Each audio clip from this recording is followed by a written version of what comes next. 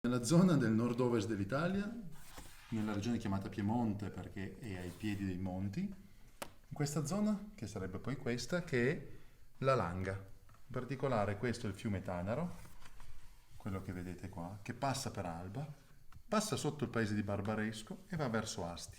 Tutti i terreni alla destra del fiume Tanaro corrispondono alla Langa. In particolare questa zona viene chiamata Bassa Langa e invece questa è la zona dell'Alta Langa che va verso l'Appennino Ligure e le Alpi Marittime. Ci troviamo quindi qua Alta Langa perché? perché siamo più in altezza, quindi noi ci troviamo bene o male in questa zona qua già intorno ai 600 metri, mentre invece Treviso siamo a 410, che è la zona un po' più alta del Barbaresco, arriviamo fino a 450. Barolo e la Morra, la parte più alta è la Morra intorno ai 500 metri, però è da questo punto in qua che incominciano a crescere le colline, arriviamo fino ai 900 metri. Poi incominciano le montagne subito dopo, gli Appennini o le Alpi Marittime. Ci troviamo qua, il fiume Tanaro, accennato prima, un fiume importante perché determina, influenza anche un po' il clima, un microclima, una corrente del fiume, quindi molto spesso capita che arrivano i temporali e la corrente li porta via, non a caso Barbaresco è protetta, è più vicino al Tanaro che crea anche un microclima un po' più caldo. Qua la collina di Barolo tra Novello e la Morra non fa arrivare il calore del Tanaro e nello stesso tempo qui siamo anche un po' più vicini alla zona delle montagne e quindi a volte dei temporali arrivano a Barolo e non arrivano a Barbaresco, cose un po' strane della climatologia. Qua siamo nella zona del Barbaresco, noi siamo nel paese di Treviso. Qua come si può vedere sembra un grappolo d'uva, se uno lo immagina, o una testa di cavallo o un grappolo d'uva. Visto che parliamo di vino preferisco dire grappolo d'uva con l'ala e il corpo centrale. Qua siamo nella zona sud. Quando si diceva dei terreni serravagliani e tortoniani, la linea di demarcazione è praticamente questa. E vai avanti in questo modo. In questa zona qua... Fino al Roero composto. Che Roero? No, no, non si dica questo perché sennò mi sparano gli amici roerini. Cioè, qua abbiamo una geologicamente molto più recente, fondale marino più giovane, molte più sabbie. Ci sono delle marne, ma c'è una maggior presenza di sabbie. C'è questa zona qua che è la zona delle grandi, dove sono tantissime conchiglie, perché era proprio un fondale marino recente, quindi trovi tantissimi fossili ed è salito. Per me questo qua, se dovessimo dare delle definizioni, io lo considero, è il nebbiolo delle sabbie. Cioè abbiamo i nebbioli di montagna, i nebbioli vulcanici, i nebbioli nobili della zona, che sono il Barolo del Barbaresco, e questo è il nebbiolo delle sabbie, del mare che è uscito 2000 di anni fa. Qui ci troviamo invece, questa zona qua, vedete più o meno questa linea di demarcazione qua, che io ho fatto così indicando, a grandi linee, non è altro che Serravagliano e il Tortoniano. Poi qui abbiamo le arenarie di Diano, con delle formazioni un po' particolari nel Barolo, e questa però la Morra è Tortoniano e tutta questa parte qua sono i gessi. Qua ci sono dei fenomeni, dei terreni quasi carsici, con tutte delle vene gessose, delle grotte sotterranee che non esistono, cioè che non si vedono, però tutta questa parte qua, storicamente la parte al di là di La Morra del paese non è mai stata zona da Barolo. Infatti sono poche vigne là.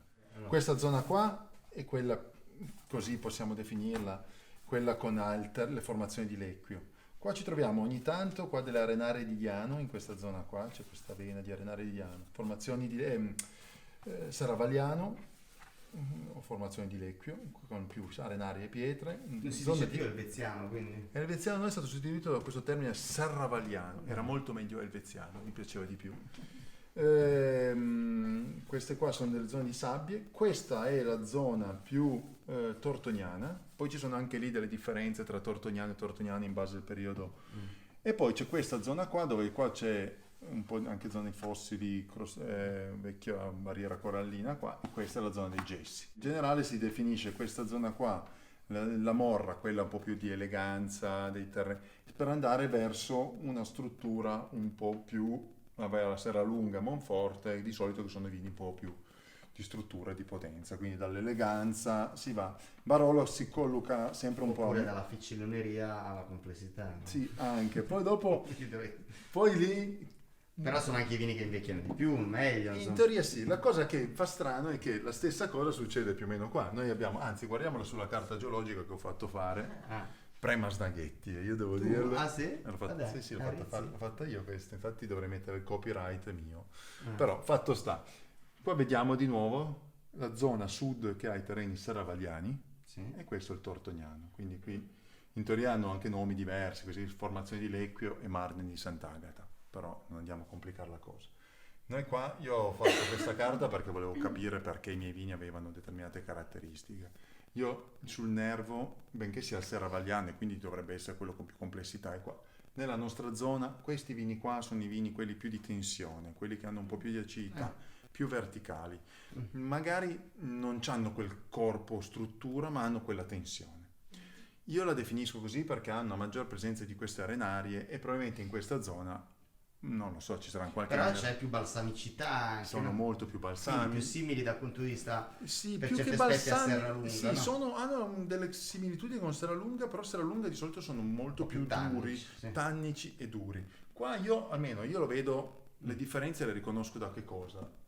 Dalla mia vinificazione, perché ahimè è fondamentale la geologia, ma se fosse fondamentale al 100%, un barbaresco prodotto dal Paiorè di Rizzi, il Paiorè di Sottimano, il Paiorè che fa Gaia o che sia, sarebbero tutti uguali se fosse 100% la geologia o il clima. Il problema è che c'è, o meglio, per fortuna, che c'è l'uomo, che quindi un fattore importante è come lavora l'uomo, che gestione hai del vigneto e tutto.